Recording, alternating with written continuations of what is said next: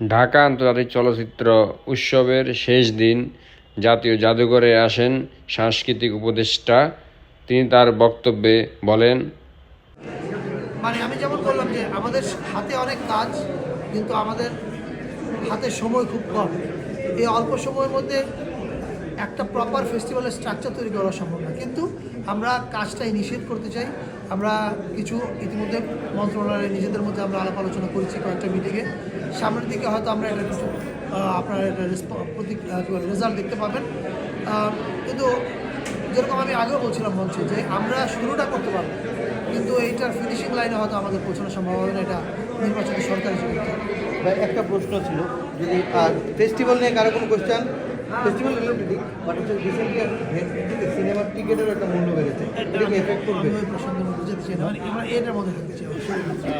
আমার একটা কোশ্চেন হচ্ছে কি, ইন্টারন্যাশনাল ফিল্ম ফেস্টিভ্যাল ছিল না, আমরা বিদেশি সিনেমাগুলো যখন দেখি তখন ওটা অনেকগুলো ক্যাটাগরাইজড ফর্মে রিলিজ হয়।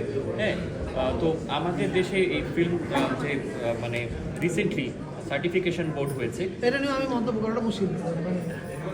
এটা তথ্য উপদেষ্টা জিজ্ঞেস করতে হবে। আমরা কি ভবিষ্যতে ভাইয়া এরকম ক্যাটাগরি ওয়াইজ ফিল্ম পাবো কিনা?